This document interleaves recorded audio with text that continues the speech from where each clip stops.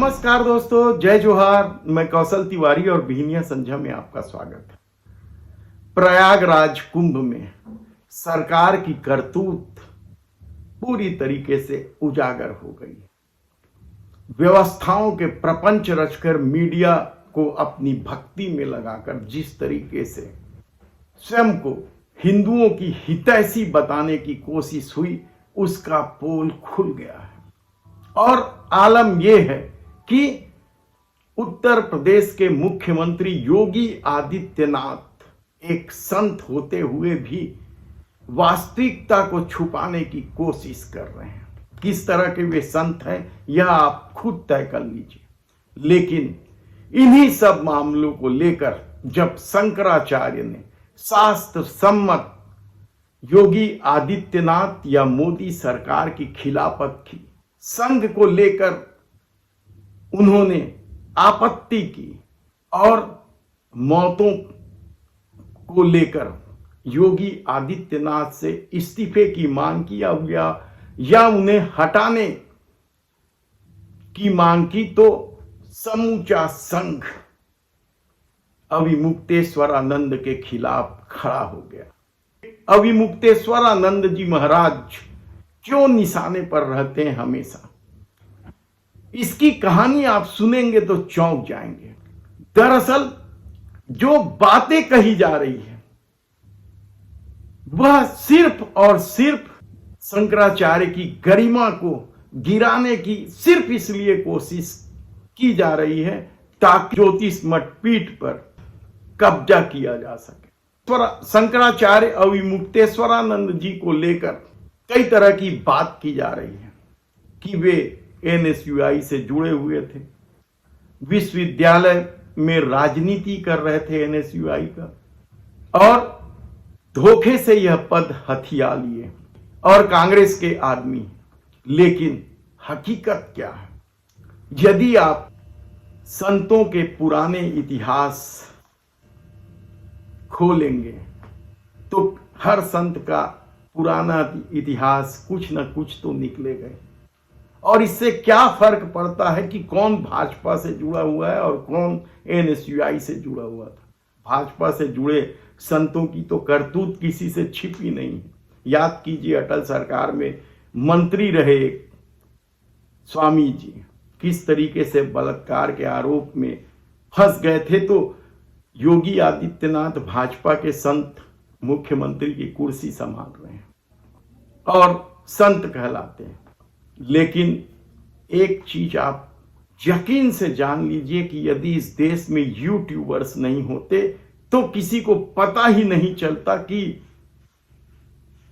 प्रयागराज कुंभ में आधा दर्जन भगदड़ की घटनाएं हुई हैं, जिसमें कई लोगों की मौत हुई है। कितनी मौत हुई है कहना बेहद कठिन है। 3 हुई है, 30 हुई है, 300 हुई है या 3000 हुई है, बेहद कठिन है। क्योंकि सरकार हिंदुत्व का चोला ओढ़कर जिस बेबाकी से झूठ बोलती है वह हैरान कर देने वाली। और शंकराचार्य अविमुक्तेश्वरानंद क्यों निशाने में?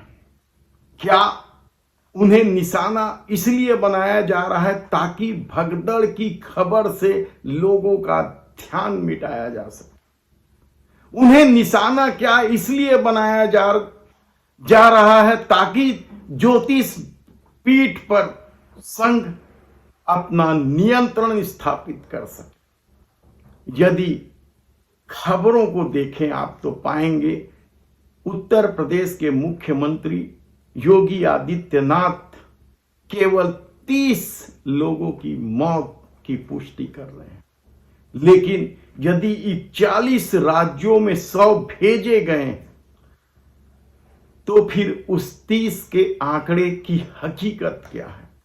यदि लावारिस शवों की फेहरिस्त में 24 लोगों के नाम हैं तो फिर उस 30 मौतों की हकीकत और संत की वाणी को आप समझ लें। दरअसल जो प्रपंच हुआ था व्यवस्था को लेकर, इसके लिए सीधे सीधे सिर्फ और सिर्फ सरकार दोषी। हम विस्तार से आपको बताएंगे कि अविमुक्तेश्वरानंद जी क्यों निशाने में रहते हैं। क्योंकि अब जब मैं यह वीडियो बनाने बैठा हूं तो समझ में आ रहा है कि एक वीडियो में यह कहानी पूरी नहीं हो सकती।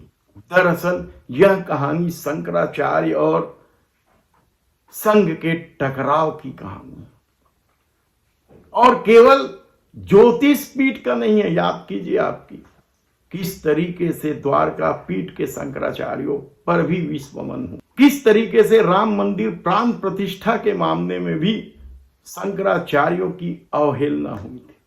दरअसल यह पूरा खेल धार्मिक स्थलों पर संघ के नियंत्रण का है। लेकिन आज हम बात कर लेते हैं सिर्फ मेला को लेकर। मेला स्थल में 1/3 जगह जो है वो सरकारी सेटअप के लिए सुरक्षित रखी गई है। वहां कर्मचारियों के रहने की, चाहे सफाई कर्मचारी हो, पुलिस वाले हो, ये व्यवस्था। और 17 घंटे काम लिए जा रहे हैं। याद कीजिए आपकी एक ट्रेन ड्राइवर ने किस तरीके से ट्रेन चलाने से मना कर दिया था कि वे 17 घंटे से गाड़ी चला रहे हैं। ऐसे में यदि ट्रेनों की दुर्घटनाएं हो रही है तो इसके लिए वह ट्रेन चालक कैसे दोषी हो सकता है। ये व्यवस्था है, आप खुद सोचिए। बुला तो रहे हैं गाड़ी भर भर के, लेकिन उन्हें 15 किलोमीटर 20 किलोमीटर दूर ही रोक दिया जाता है।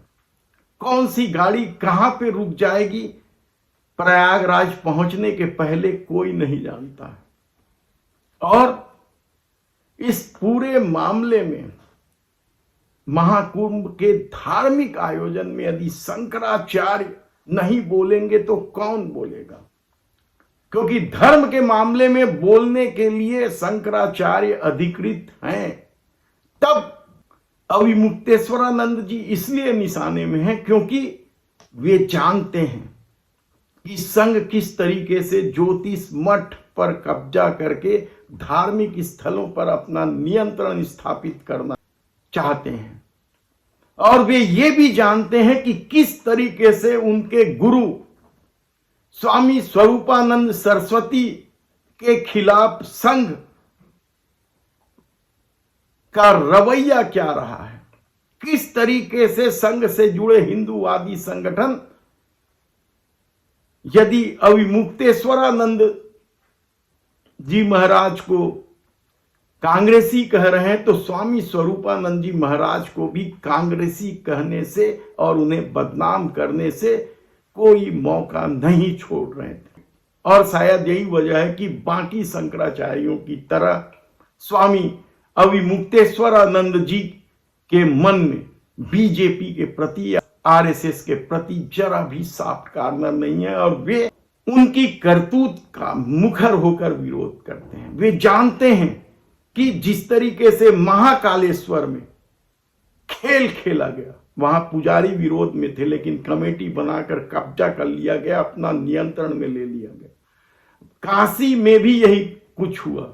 दुनिया की सबसे पुरानी बस्ती या शहर, उसे किस तरीके से तोड़ दिया गया, और तब भी सिर्फ अविमुक्तेश्वरानंद जी ही प्रहार करते रहे कि किस तरीके से काशी को तबाह किया जा रहा है। छोटे छोटे मंदिर तोड़ दिए गए, बुलडोजर चला दिए गए, पैरों पे रौंदे गए मूर्तियां, और तब भी उन्हें उनके खिलाफ विस्मरण होता रहा।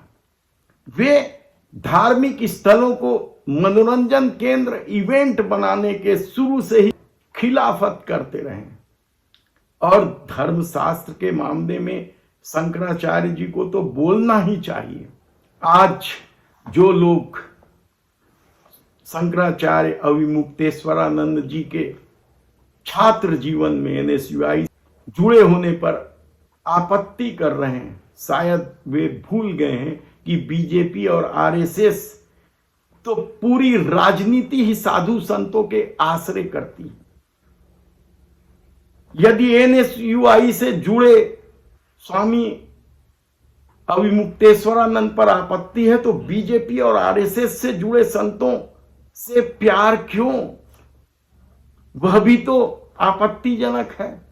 खैर, ये कहानी सिर्फ एनएसयूआई या बीजेपी से जुड़े होने का नहीं है। दरअसल यह कहानी है ज्योतिष पर कब्जे की, और 50 सालों से यह खेल चल रहा है। न्यायालय के फैसले के बाद भी यदि संघ वासुदेवानंद को ही शंकराचार्य मानते हैं, राम मंदिर ट्रस्ट कमेटी के जो अध्यक्ष हैं वह यदि आमंत्रण देते हैं तो वासुदेवानंद को शंकराचार्य लिखकर देते हैं, तो आप समझिए कि खेल असल में है क्या। लेकिन अभी मुक्तेश्वरानंद जी महाराज पर निशाने लगाकर कुंभ के भगदड़ से ध्यान भटकाने की कोशिश में भाजपा क्या सफल हो गई है? यह बड़ा सवाल है, आप खुद सोचिए। हम बताएंगे कि आरएसएस किस तरीके से धार्मिक स्थलों पर कंट्रोल कर लेना चाहती है और ज्योतिष मठ पर कब्जे का क्या खेल है, यह हम अगले एपिसोड में आपको कल बताएंगे। धन्यवाद।